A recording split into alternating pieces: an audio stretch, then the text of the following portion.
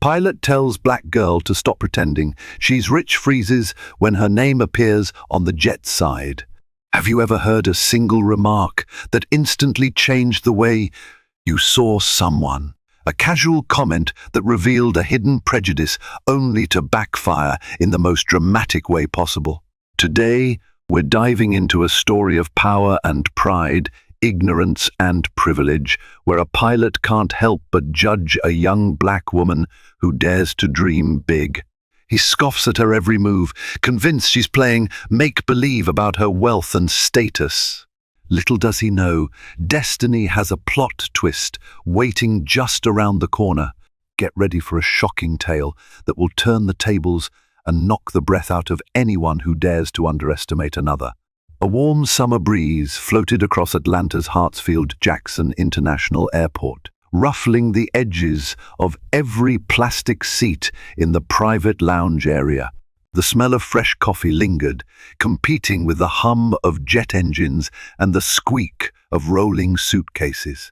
Among the expanse of marble floors and glossy black chairs, an 18-year-old young woman named Nia Simmons paced anxiously, her phone clutched tightly in her hand. Her hair was intricately braided, pinned back in a neat bun, and her favorite book, I Know Why the Caged Bird Sings, peeked out of her small tote bag. Nia was waiting for a flight that wasn't your average commercial airline venture. Today, she was scheduled to fly on a private jet, a new Gulfstream 700 that she had been told her father's company had just purchased. She'd never seen it. She had never even taken a single step aboard a private jet in her life. Yet there she was, excited and nervous about heading to London for a summer spent shadowing the top executives at her father's multinational consulting firm. Nia's father, David Simmons, was a business phenomenon. Self-made, he had grown a small financial consultancy into a global powerhouse. She heard others speak of him as though he were a legend. Clients praised him for his fairness. Employees adored him for his empathy. Despite his success, he'd never turned into a cold corporate figure, but stayed humble and quiet, still remembering his roots in a struggling neighborhood of Chicago. He had insisted that, until Nia reached 18, she would experience a normal life. No diamond shoes or extravagant parties, no chauffeured rides to high school. The plan had been to ground her firmly so that she would comprehend both the privilege and the responsibility of wealth. So Nia spent most of her life just like anyone else.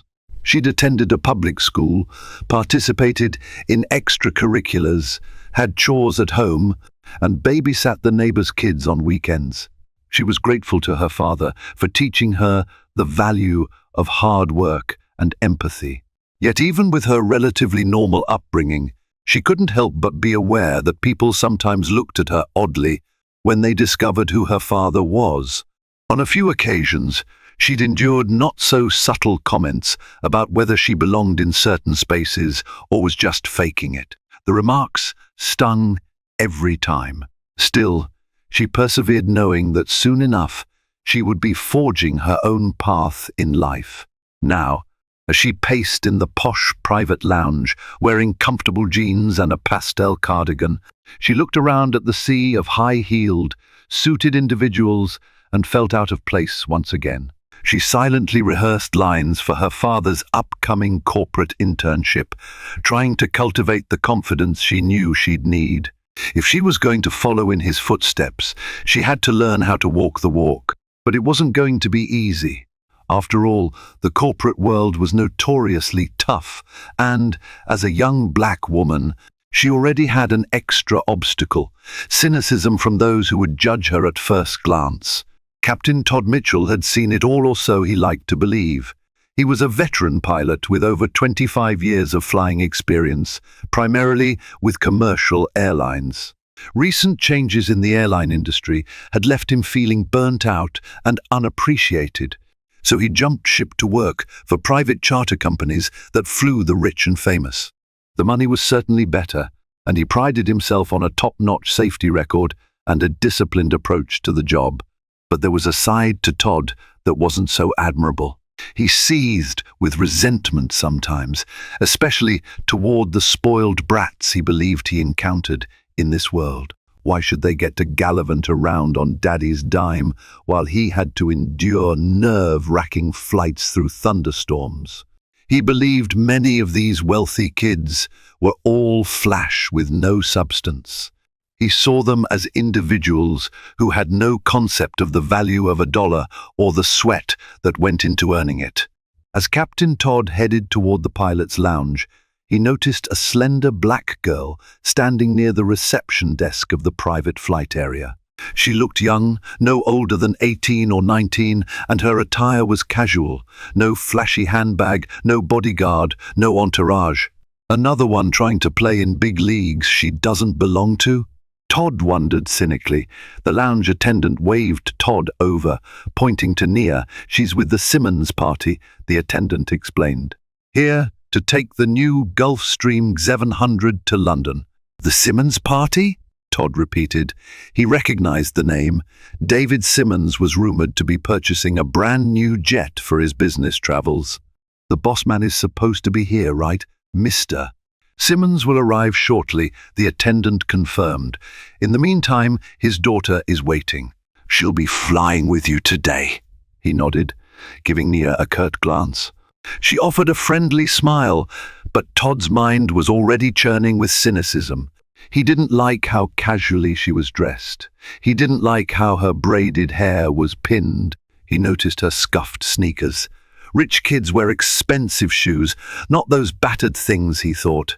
Todd decided she must be a tag-along friend, or maybe she was fishing for a chance to say she flew on a private jet.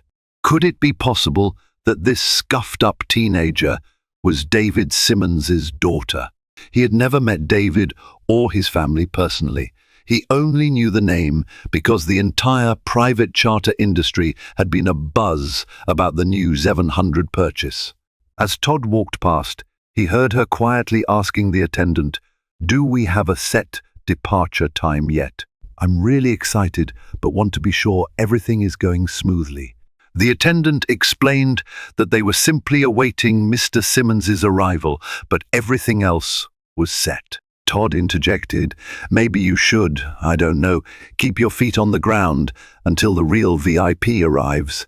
He tried to cloak his comment in a casual tone, but the attendant and Nia both caught the condescension. Nia blinked, confused. "Excuse me, sir, I'm just asking a question." Todd shrugged. "I get it. It's your first time on a private jet, right?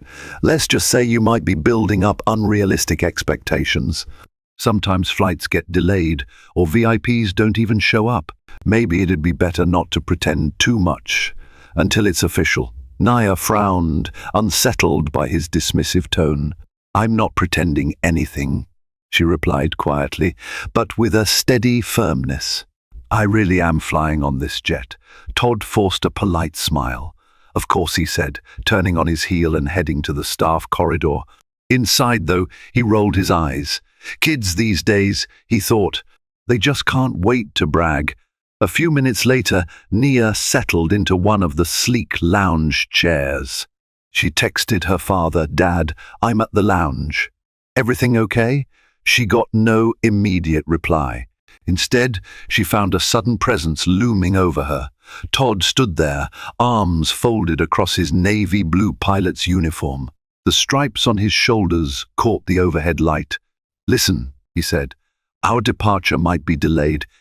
If you're just here to hang around, I'd appreciate it if you stay out of the way. Our ground crew is bustling with preparations." Nia was taken aback. "I'm not in anyone's way," she replied, looking around the not-so-crowded lounge. "Is there something wrong, Captain?" He gave her a scrutinizing once-over. "Are you sure you're with the Simmons party?" She stiffened. "I'm positive," he laughed under his breath. "You wouldn't believe how many times we get star-struck kids trying to sneak onto these flights. They hear about some big name like David Simmons or someone from Hollywood, and then they show up with a sob story. It's a headache for all of us." Nia's eyebrows furrowed in both disbelief and frustration. I'm not sneaking on anything, she insisted. I'm Nia Simmons. David Simmons is my father. Todd froze. Momentarily her tone was sincere and her eyes burned with indignation. Then he quickly recovered, letting out another condescending chuckle. Sure you are, he drawled sarcastically. Don't take it personally, but a man like David Simmons, let's just say I picture a different kind of entourage. Her heart pounded.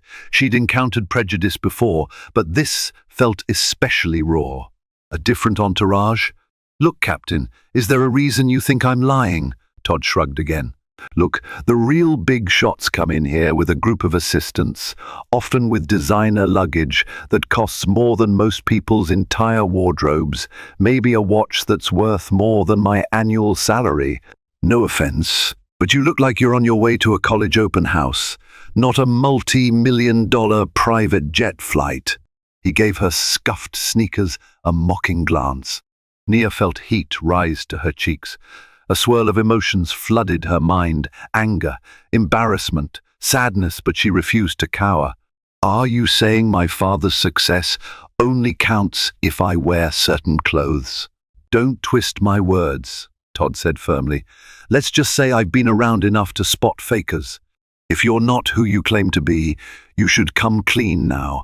Less trouble for everyone. Nia took a calming breath. Well, Captain Todd Mitchell, you'll see soon enough when my father arrives, she said, crossing her arms. But in the meantime, I don't appreciate the accusations. The tension was thick enough to slice with a knife as Todd stalked away, ignoring the stares of a couple of other travelers in the lounge who'd overheard the heated exchange. Nia felt her pulse throb in her ears. She took another breath, reminding herself, be calm. Dad always says, class is how you handle yourself under pressure. As the hour ticked by, Nia decided to busy herself reviewing company documents her father had emailed her for the upcoming internship. Even though she was anxious, she wanted to be prepared.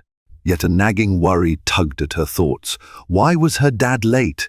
A second pilot and a flight attendant arrived in the lounge, greeting Todd with friendly nods. They prepared to head out to the tarmac. Todd glowered at Nia one last time before stepping away. The lounge attendant approached her moments later. Miss Simmons, I just received word that your father's flight from New York was slightly delayed. He should be here in about half an hour. Sorry for the inconvenience.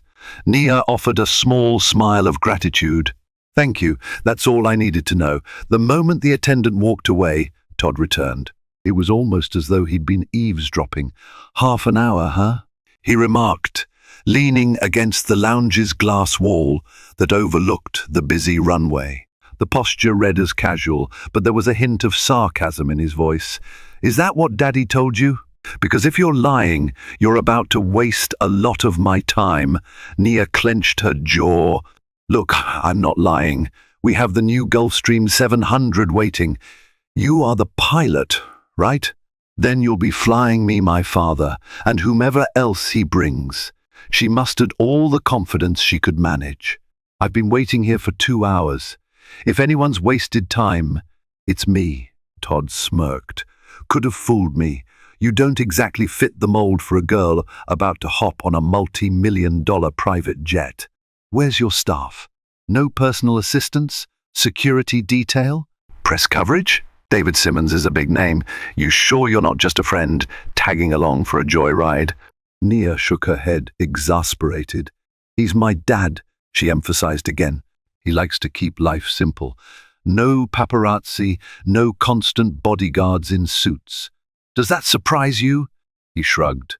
I guess I expected more flair, more presence. Nia wanted to say so many things in that moment about his narrow assumptions, about how not everyone flaunted wealth, about how some folks had the decency to keep a low profile.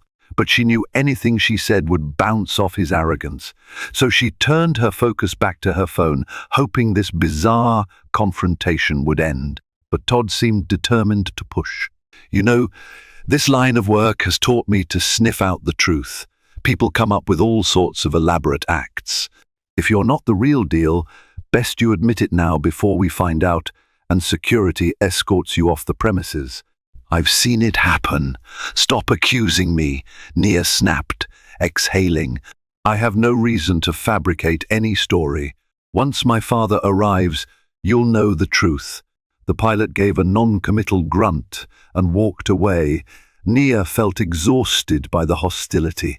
Stay calm, she told herself again. He'll eat his words soon. The next half hour felt like an eternity. Nia scrolled through her phone, half reading the corporate documents, half messaging her friend about the surreal experience she was currently living.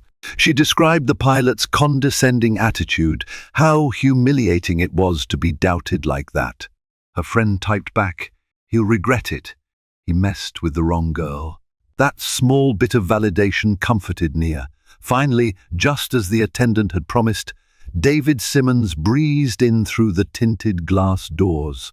He looked every inch the confident executive, though there was no flamboyance to it, no gold watch, no cluster of assistants. He walked with purpose, wearing a well-cut suit that fit his tall frame and carried only a single briefcase. He spotted his daughter immediately. "Nia, sweetheart," he called, wrapping her in a warm hug. "I'm so sorry I'm late. The plane from New York ran into a weather delay." Nia exhaled with relief. "No worries, Dad. I'm just glad you're finally here." Their display of affection drew some glances from the staff. No one would question that they were indeed family. Todd, who happened to be walking through the lounge at that moment, slowed his pace. She caught a glimpse of confusion flickering across his face. She met his eyes squarely, her gaze screaming, "Told you so." David Simmons escorted his daughter toward the attendant's desk to confirm the final details before departure. "Is the 700 ready?" he asked the attendant. "Yes, Mr. Simmons," the attendant replied with a gracious smile. "The plane has been fueled, the crew is on standby, and we're good to go whenever you are." Todd was forced to linger there, listening. His cheeks reddened, but he managed a quick nod at David Simmons. "Good afternoon, Mr. Simmons. Welcome. I'm your pilot for the trip to London." "Excellent," David said politely, extending his hand. "I'm David Simmons. This is my daughter, Nia." Todd forced a professional courtesy and shook David's hand, then turned stiffly toward Nia. "My apologies for the confusion earlier," he said, not sounding apologetic at all. "Glad you made it, sir." Nia pursed her lips, feeling the tension coil in the air. Her father didn't appear to notice he was busy clarifying final flight times with the lounge staff, eager to get in the air. David, Nia, and Todd, along with the second pilot, co-pilot, and a flight attendant, walked onto the tarmac under the glowing afternoon sun. The 700 glistened in the sunshine, its sleek metallic frame an engineering marvel. The name of David's holding company, Simmons Global Consultants, was elegantly emblazoned on the jet's tail. But that wasn't all. Along the side of the fuselage, in distinctive lettering, read NIAS Dream. It was a surprise. David had orchestrated. He had decided to name the plane in honor of his daughter, hoping to encourage her to chase her own ambitions, to remind her that nothing was out of reach. The company name was small compared to that single phrase, NIAS Dream. Nia froze. For a moment, she thought her eyes were playing tricks on her, but there it was, big as day, her name. On the side of a brand-new Gulfstream 700, she felt tears prick at the corners of her eyes, a whirlwind of emotions surging. Pride, love, astonishment. David turned to Nia, his expression shining with fatherly affection. "Surprise," he said, smiling sheepishly. "I know it's a bit extravagant to name a jet, but I wanted something that would remind you every time you board that you have infinite possibilities, and no one should ever make you feel small or out of place." Todd stood behind them, his jaw slightly slack, eyes glued to the lettering. He blinked, disbelief flooding his features. Nia's Dream? Named after her? He'd spent the entire day mocking Nia, telling her to quit pretending, and now he was looking at undeniable proof that she wasn't just a random kid. She was David Simmons's beloved daughter, and apparently so important to him that he named his brand new multi-million-dollar jet after her. David put a hand on Nia's shoulder and guided her onto the steps that led inside the aircraft's opulent cabin. Todd had no choice but to follow, flabbergasted and internally mortified. The rest of the crew pretended not to notice Todd's discomfort, though the flight attendant had seen enough to piece together the tension. She gave Todd a subtle, disapproving glance, as if to say, "Way to go, you really put your foot in it." Inside, the cabin was more akin to a luxurious living room than an airplane. Plush leather seats, a dining area, high-speed Wi-Fi, even a small lounge corner for relaxation. The color scheme was tasteful cream upholstery with subtle gold accents. A large mahogany desk was tucked away near the back, presumably for David to conduct business mid-flight. Nia was awestruck. She'd known her father was successful, that he had the resources to purchase lavish items. But seeing this up close, with her name etched on the exterior, felt surreal. It was a stark reminder of the difference between her father's everyday humility and the world of power and privilege he truly inhabited. She took her seat, still trying to calm the emotional swirl in her heart. David settled across from her, sending a quick email from his phone about a meeting in London. Meanwhile, Todd busied himself with the pre-flight checks, trying to keep his composure. He offered them the usual safety briefing, voice trembling slightly. David thanked him politely, but didn't notice Todd's acute discomfiture. Nia, on the other hand, could sense Todd's humiliation. She stole a glance at him. His stern face was flushed. For a split second, she almost felt sorry for him. Then she recalled how he had sneered at her earlier, ridiculed her shoes, and insinuated that she was an intruder. She let that memory remind her that some lessons come with a bite. The engines roared to life, and Nia felt the gentle press of acceleration as the aircraft taxied and took off. Atlanta receded below them, a grid of highways and tiny buildings. Her father turned to her. "We've got about 8 hours. Might be a bit more if we hit strong headwinds over the Atlantic. Make yourself comfortable." She nodded, pulling out her notes and a laptop to review her internship schedule. But her mind kept drifting to the pilot and how he would handle the rest of the flight, now that his assumptions had been shattered. 2 hours into the flight, the plane cruised smoothly at 41,000 feet. Nia tried to sink into her reading, but she was restless. She wandered toward the cabin's small kitchenette area to grab a bottle of water. Unexpectedly, she saw Todd leaning against the narrow counter, rummaging for something in a cabinet. He paused when she entered. An awkward silence lingered. Nia debated whether to ignore him and leave, but she took a steady breath. "Captain Mitchell," she said softly. He turned around, meeting her eyes with a flash of apprehension. He cleared his throat. "Yes, Miss Simmons." He had shifted from calling her kid or offering sardonic remarks. Now it was Miss Simmons. Nia studied his face. "You have something you want to say?" she asked. "I can't help but notice you were pretty convinced I was lying before." He paused, grappling for words. "Listen, I didn't know," he muttered. "These private flights, they attract all sorts. I've seen stowaways, con artists. I was just—" she raised an eyebrow. "But you singled me out. Because I'm young, or because I'm black, or because I wear simple clothes. You assumed I wasn't the real deal." He inhaled sharply, perhaps stung by the directness of her observation. I'm not racist, if that's what you're insinuating," he said defensively. You didn't look the part." Nia felt her blood boil at the phrase. "And what exactly does part look like?" His mouth flapped for a moment, searching for an answer. "You know, fancy clothes, expensive luggage, maybe an entourage. Something more typical for a wealthy businessman's daughter." I apologize if I offended you." She let out a bitter chuckle. "That's quite an apology. I'm sorry if you were offended." "Captain Mitchell, it's not about the clothes or the entourage. It's about the assumptions you make about people before getting to know them." His eyes darted away. "Point taken," he said quietly. "I was out of line. Truth be told, I've seen a lot of nepotism in this business. I guess I'm quick to judge. That's on me." Nia folded her arms. "All right. Well, I appreciate you actually acknowledging it, though it doesn't feel particularly sincere. In any case, we'll be sharing this plane for the next several hours, and I'm going to be flying back and forth quite often since I'm interning in London this summer. So let's keep this professional, please." He nodded uncomfortably. "Understood, Miss Simmons."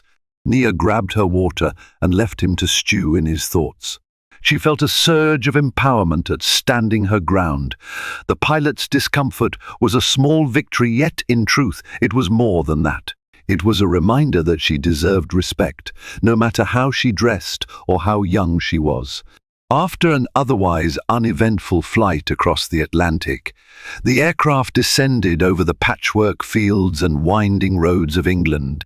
London's skyline appeared in the distance, a mosaic of ancient spires and modern skyscrapers. Nia felt her heart flutter with excitement. She'd been to London once before with her father, but only briefly. This time, she would spend a whole summer immersing herself in the corporate environment and exploring the city's rich history and culture. When they touched down and taxied to a private hangar, a small team of David's London-based associates stood ready to greet them. The doors opened and a flight attendant laid out the steps. David disembarked first, shaking hands with the associates.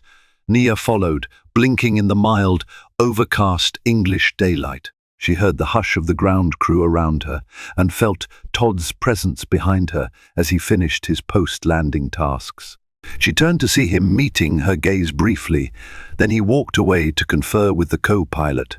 She wondered if, from this moment on, he would change how he dealt with people who didn't look the part of the wealthy. Part of her doubted it. Some prejudices are stubborn. Still, as she and her father were ushered into a waiting limousine, Nia let out a long breath. That flight had been more emotionally draining than she'd expected. She was glad it was over. And ironically, it was only the beginning of her grand adventure in London. Settling into London life took a few days. Nia moved into a classy yet understated apartment near the office in Canary Wharf. She marveled at the new environment. The city's constant hustle, the swirl of double-decker buses, the chime of Big Ben in the distance, and the aroma of fresh pastries from corner bakeries. Her father's company, Simmons Global Consultants, occupied several floors in a tall glass building. On her first day, she walked through the doors in a pencil skirt and blouse, determined to look professional. She was greeted by staff with warm smiles and welcomes. She was Mr.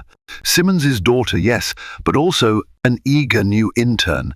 In meeting after meeting, she absorbed everything: marketing strategies, data analytics, client relations, even how to handle cross-continental conference calls at odd hours. Her assigned mentor was a sharp-minded woman named Priya Mehta, a senior executive at the London office. Priya was straightforward, patient, and seemed genuinely excited to show Nia the ropes. "We'll rotate you through different departments," Priya explained on the first day. "We want you to get a feel for every facet of the business. You'll be shadowing me for the strategic projects, but you'll also spend time in finance, HR, and marketing." Nia nodded, thankful for the thorough approach. She wanted to understand the business from the ground up, just as her father had done. In the evenings, David and Nia would share dinner, discussing her experiences. It felt more like they were colleagues than father and daughter sometimes, but she cherished that dimension to their relationship. Meanwhile, Todd Mitchell's insulting behavior lingered in the back of her mind like an annoying thorn you don't quite forget. However, Time moved on, and Nia's summer grew busier. She occasionally flew back to the United States for weekends or to other European cities for client meetings. Each time she traveled on Nia's dream, Todd was often the pilot. He'd grown careful, guarded, no longer openly hostile, but definitely not friendly. Nia found it easy to keep interactions short and to the point. Little did she know, Todd's resentment was brewing. That initial humiliation he'd experienced in Atlanta had only festered. Every time he saw the words NIAS Dream on the jet, it served as a reminder of his embarrassing miscalculation. He loathed the notion that he had to pilot a plane named after a teenager he'd once belittled. It was a direct blow to his pride. He might have apologized superficially, but deep inside, he was waiting for a chance to reverse the power dynamic. Midway through Nia's internship, she accompanied Priya and a small team to Budapest for a high-stakes negotiation with a potential European partner. If successful, it would be one of Simmons Global Consultants' largest acquisitions in years, expanding the firm's reach in Eastern Europe. David, who was tied up with other obligations, entrusted Nia to tag along, observe, and learn. It was a significant show of faith in her, and Nia wanted to do her father proud. The flight from London to Budapest was supposed to be a short one. Todd Mitchell was at the helm again. The takeoff was smooth, the morning sun slicing through the clouds as they headed east. Nia sat beside Priya, reviewing last-minute meeting notes. Suddenly, about half an hour into the flight, Todd's voice crackled over the intercom. "Ladies and gentlemen, this is your captain. We're experiencing an unexpected mechanical issue that requires immediate landing. We'll be diverting back to London City Airport. Apologies for the inconvenience." Nia and Priya shared a concerned glance. A mechanical issue on a brand new 700? It was possible, but extremely rare. "We can't miss the meeting," Priya muttered. "We're on a tight schedule. If this deal doesn't go through—" "I know," Nia whispered, buckling her seatbelt as they began a sharp bank. She felt a pang of dread. Was the plane truly unsafe, or was this something else? They landed at London City Airport, where the ground crew and maintenance personnel swarmed the plane. Todd stepped off the cockpit, looking grim. "We detected an engine alert. I'm afraid we can't continue until it's cleared," he informed the passengers. Priya's face fell. "This is a brand new plane," she said. "Engine alert? Can the maintenance team fix it quickly?" "We need to be in Budapest by noon." The pilot shrugged. "Safety first," he said flatly, not meeting anyone's eyes for too long. Nia felt something was off. Todd looked almost smug, like a cunning cat that had cornered a mouse, but she had no proof of wrongdoing. At best, she could only suspect that Todd might be orchestrating a delay. Why would he do that? Priya scrambled to arrange an alternative flight, but it was too last minute. Most private jets were booked out. Commercial flights would risk them missing the crucial meeting. Frustration loomed. An hour passed. 2 hours. The maintenance team found no engine irregularities, much to the perplexity of the entire staff. They tested the system repeatedly and gave the plane a clean bill of health. "Captain, we can't find any fault," the lead technician explained. Todd rubbed his chin. "Better keep checking," he insisted. "I saw an alert on the cockpit panel." Priya's phone rang. The Budapest partners were waiting. If they didn't arrive soon, the entire negotiation might fall apart. Desperate, Priya found a separate charter that could fly them out of Heathrow. It would still likely make them late, but it was better than waiting indefinitely for Todd to sign off. As Nia boarded the alternative plane with Priya, she looked over her shoulder at Todd, who stood in front of NIAS Dream with a vaguely triumphant expression. She couldn't help but wonder if this was his twisted form of payback. In Budapest, Priya's negotiations were tense from the start. They arrived late, rushed, and stressed. The potential partners, disgruntled by the delay, demanded concessions. The entire discussion almost derailed. Only Priya's calm expertise and skillful diplomacy saved the day. Nia offered a couple of suggestions from her vantage point, surprising the group with her perceptive questions. After hours of intense debate, they managed to salvage the deal. They parted ways with cautious optimism. When they finally returned to London, exhausted, Nia discovered that NIAS Dream was cleared for flight less than 2 hours after they had departed for Heathrow. No serious malfunction found, the maintenance documents read. Todd's official note was that the cockpit sensors had malfunctioned, giving him a false alarm. Nia felt anger simmer inside her. A false alarm? Or pilot sabotage? She decided not to mention it to her father yet, but the possibility gnawed at her. If Todd had forced them into a diversion out of spite, that would mean he endangered the negotiations and cost the company money, time, and reputation merely to fuel his bitter pride. For the next few weeks, Nia traveled around Europe and occasionally back to the US. Sometimes on NIAS Dream, sometimes on other charters, if scheduling required. The sense of normalcy returned, though tension lingered in the background. She mostly avoided Todd, not wanting another confrontation. The other pilot who sometimes flew her father seemed polite and professional, but the seeds of suspicion about Todd's intentions grew roots. A second suspicious incident occurred on a flight from Rome to Paris, when Todd again claimed a fuel sensor malfunction that forced a refuel in Milan. Maintenance found no anomalies afterward. The delay caused David Simmons to miss a high-profile networking event in Paris. Still, no one had definitive proof of wrongdoing, and in corporate environments, accusations without evidence often do more harm than good. So Nia and her father quietly collected data maintenance logs, patterns of Todd's technical issues, flight schedules. They began to realize that these malfunctions always seemed to happen when Nia or David had an especially important event. The final straw came one crisp afternoon in late July, a month before Nia's internship was scheduled to end. She and David were set to fly from London to Berlin for a massive tech conference where David was a keynote speaker, and Nia was to give a short talk on youth empowerment and diversity in the corporate sphere, her first official speaking engagement. She'd spent weeks perfecting her speech, planning to highlight the importance of inclusive hiring practices, something her father's company championed. They arrived at the private hangar, only to see Todd and the crew standing by the plane, arms crossed. Todd approached David with a contrived look of remorse. "I'm sorry, Mr. Simmons, but we have a cabin pressure warning that we need to check out." David's expression hardened. "Not again, Captain. This plane has been inspected daily. We just had a thorough check last night." Todd shrugged, feigning helplessness. "Sir, the alarm is persistent.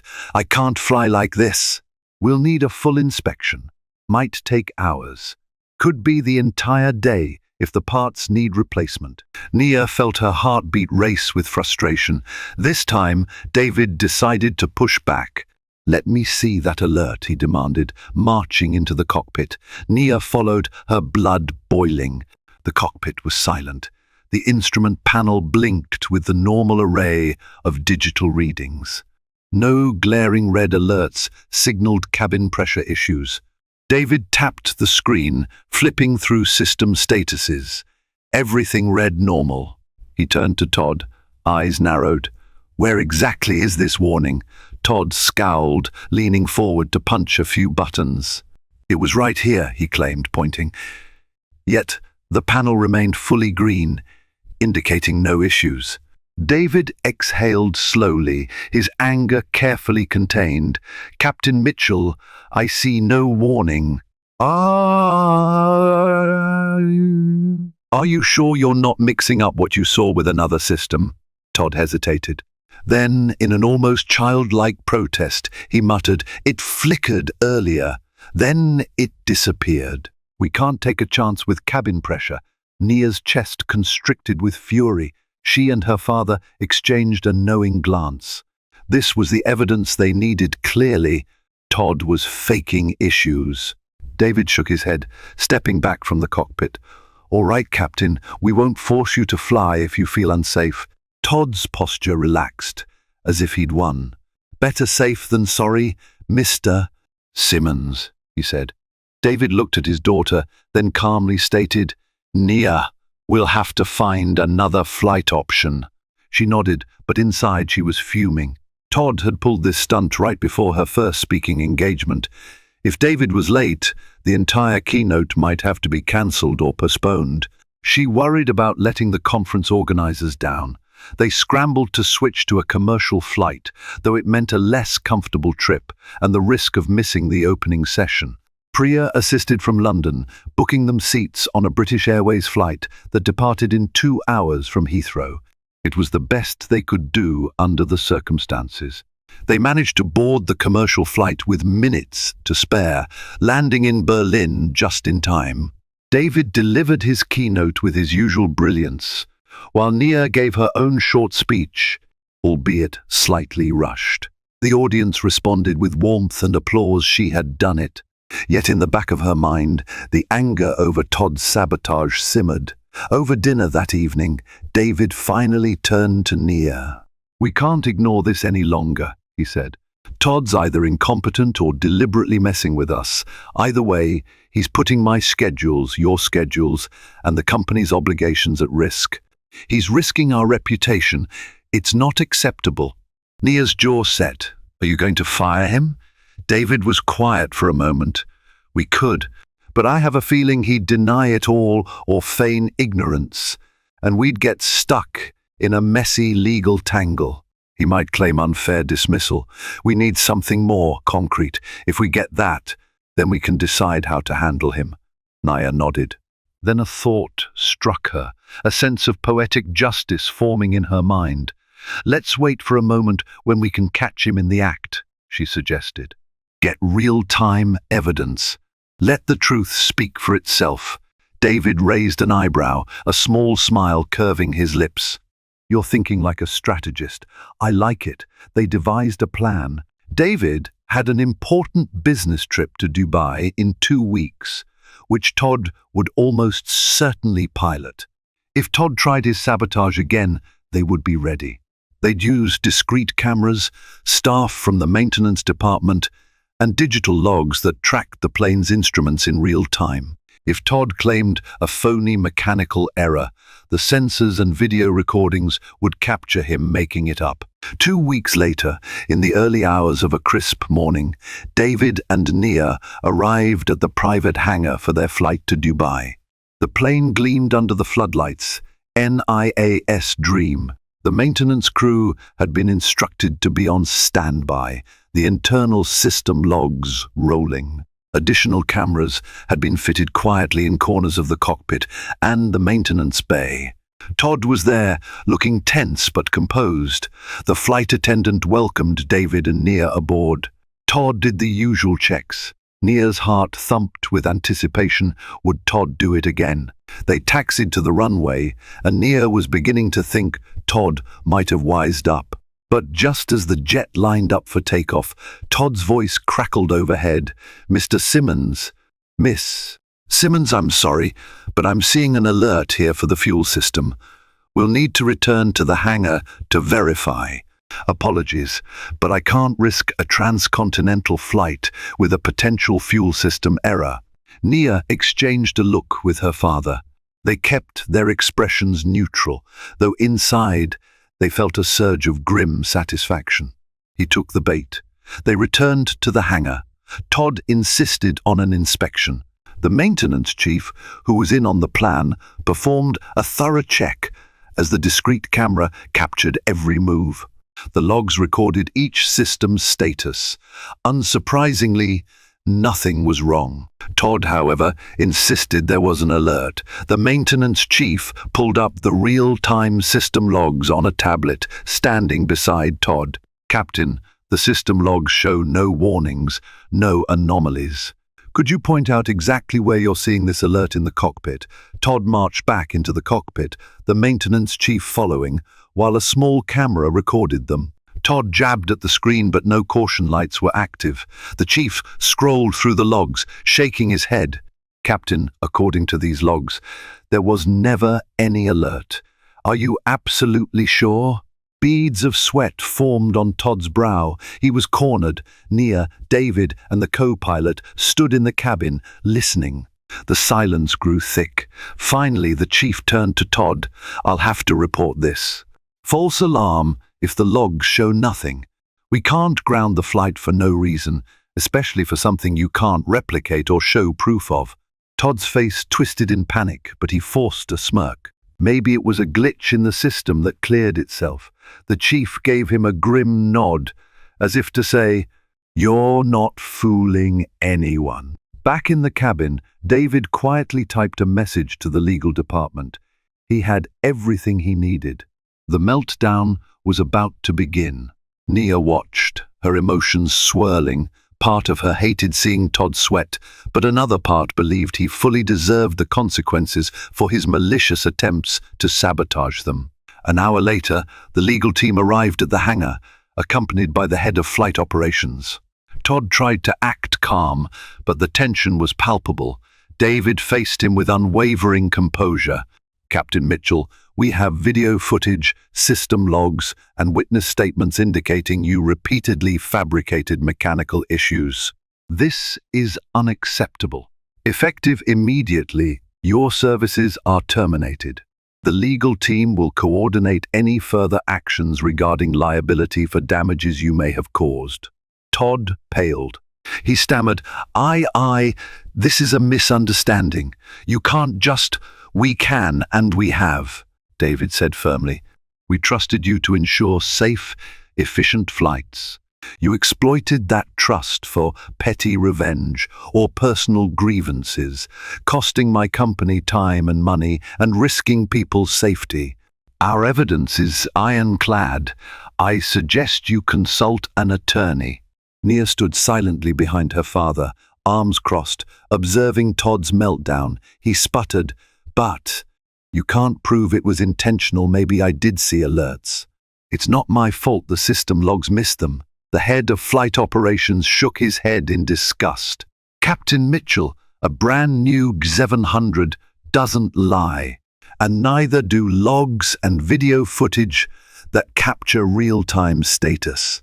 We also have data from the manufacturer. You manipulated these so-called errors. This has to end here." Todd's face morphed from rage to panic to despair. "It's because of that girl, isn't it?" He glared at Nia. "She's the reason. I tried to teach her a lesson, that just because her daddy's rich doesn't mean—" David raised a hand, cutting him off. "That's enough," he said coolly. "My daughter did nothing to you except exist. Your bigotry and your bitterness led you down a path of self-destruction. I'm done talking. Leave." Security personnel stepped forward. For a moment, Todd looked like he might try to argue further, but the presence of uniformed men with unwavering expressions silenced him. He turned on his heel, storming off the aircraft, escorted away from the hangar. Nia felt a complex swirl of emotions: relief, triumph, sadness at how petty some people could be. But mostly relief. It was done. In the days that followed, word spread quickly about Todd's dismissal. In the insular world of private aviation, reputation was everything. Pilots who had soared for decades were only as secure as their last safe flight record.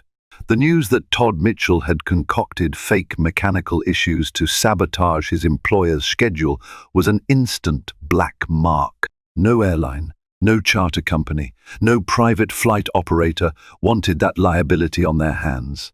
Within a week, Todd was effectively blacklisted. He tried to fight the legal case, but David's attorneys, armed with overwhelming evidence, left no angle uncovered. Todd found himself facing a breach of contract lawsuit for the damages caused by missed business opportunities. He also risked losing his pilot's license if the aviation authorities concluded that he willfully compromised safety. Meanwhile, Nia continued her internship, free of disruptions. The story of Todd's downfall floated around the edges of conversation, but Nia preferred to stay focused on her work. When colleagues hinted at it, she'd shrug and say, "Sometimes people sabotage themselves. It's unfortunate." Her father's approach was equally measured. He let the legal process unfold while making it clear. He took the well-being of his company and his daughter seriously. If Todd was searching for sympathy, he wouldn't find it in the private aviation circles. That was his hard karma hitting back. Months passed. Nia's summer internship had ended on a high note. She returned to the US for her freshman year of college, though she continued to help her father's company on special projects. NIAS Dream remained the family's prized aircraft, carrying them from one corner of the globe to the other now with a new pilot, Captain Rodriguez, whose professionalism and warmth left Nia grateful every time she flew. But fate had another twist in store. One winter break, Nia and her father were at an airport in Chicago. Nia's grandmother lived there, and they'd spent the holidays together. They were flying commercial this time, just a simple domestic flight to get back to Atlanta. As they waited at the gate, sipping coffee, Nia glanced at one of the bars in the terminal. There, wearing a wrinkled button-down shirt, looking disheveled and worn, sat Todd Mitchell.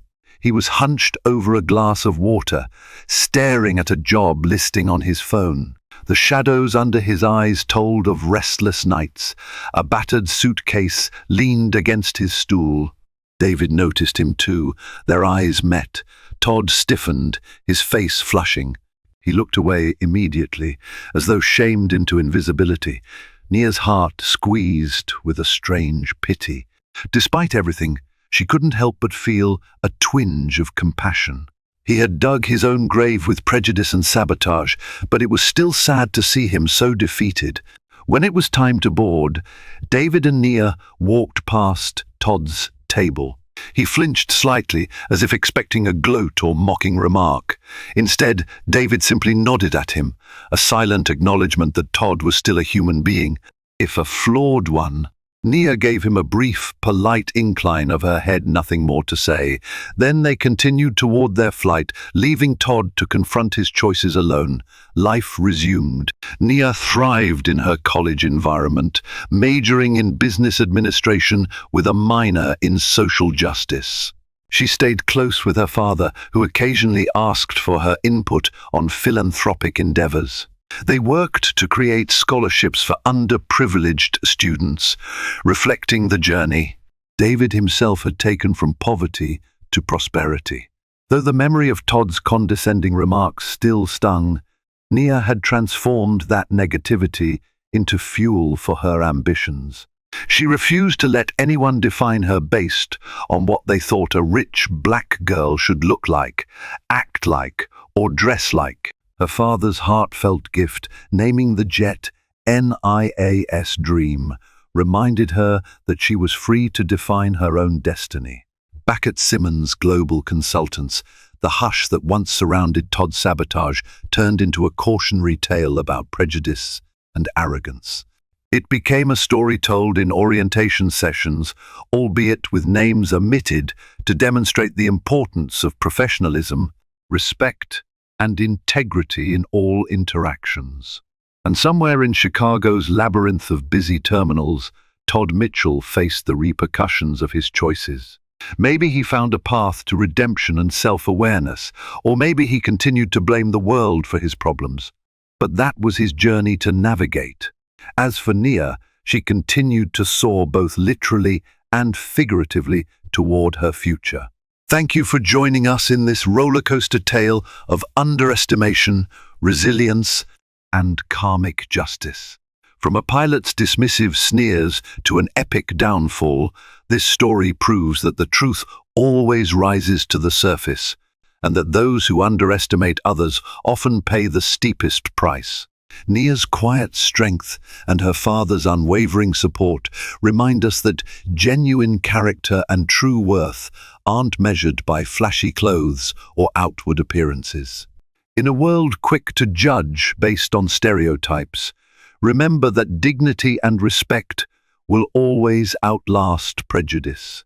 If you enjoyed this story and found its lessons inspiring, please hit that like button. Share it with friends who might need a reminder that appearances can be deceiving, and subscribe to our channel for more uplifting, dramatic tales. We appreciate your support in helping us spread real stories that celebrate perseverance and hope. Until next time, keep dreaming big and staying true to who you are.